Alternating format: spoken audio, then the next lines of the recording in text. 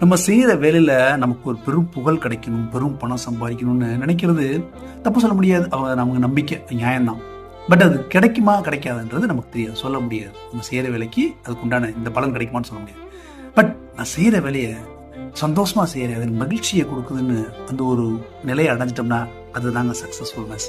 But அதை மறந்துடுவாங்க சில பேர். ஹாப்பினஸை மறந்துட்டு இந்த பக்கம் எனக்கு புகழும் பணம் தான், நான் அதை துரத்த ஆரம்பிச்சிருவாங்க. இந்த ரூட்ல போகும்போது பார்த்தீங்கன்னா ஏமாற்றங்கள் வர வாய்ப்புகள் நிறைய. ஸ்கிராட்ச்லேருந்து வேலை பண்ணல, யாருன்னே தெரியாது அப்படின்னு அடிப்படையில் வேலை பார்க்கும்போது அதில் ஏமாற்றங்கள் வர வாய்ப்பு உண்டு. ஏமாற்றங்களால ஃப்ரஸ்ட்ரேஷன், மன அழுத்தம் வர வாய்ப்பு உண்டு.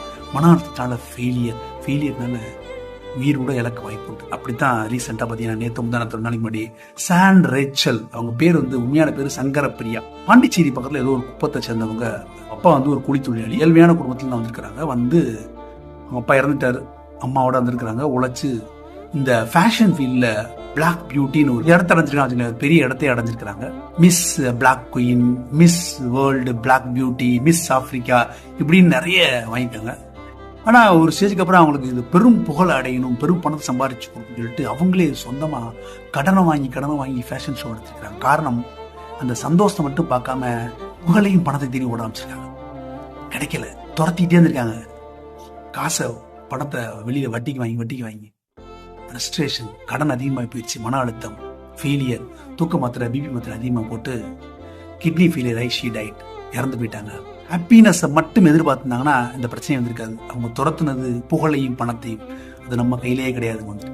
ஏன்னா புகழ் பணம் ரெண்டு இருக்கிறவங்க சந்தோஷமே இல்லாமல் நிறைய பேர் இருக்காங்க. இன்னைக்கு உலகத்தில் நிறைய பேர் இந்த மாதிரி இருக்கிறாங்க. ஹாப்பினஸ் சில பேருக்கு, புகழ் பணம் இருக்காது, பட் அவங்க ரொம்ப சந்தோஷமா இருப்பாங்க. ஸோ ஒரு ஹாப்பி, நீ செய்கிற வேலையில் ஒரு ஹாப்பினஸ், ஒரு திருப்தியை, ஒரு ஃபுல்ஃபில்மெண்ட்டை அடைஞ்சிட்டிங்கன்னா அதுதாங்க உங்களோட சக்ஸஸ். நீங்கள் வேலை பார்க்குறது அதுக்கு தான் வேலை பார்க்கணும். புகழுக்காகவோ பணத்துக்காகவோ 4 பேர் கை தட்டணும், உலகம் அப்ரூவ் பண்ணணும்னு நினைக்கிறது என்னை பொறுத்த வரைக்கும் டோட்டலி ராங் நினைக்கிறேன். நான் கிடைச்சா சந்தோஷம், கிடைக்காட்டால் நஷ்டம்.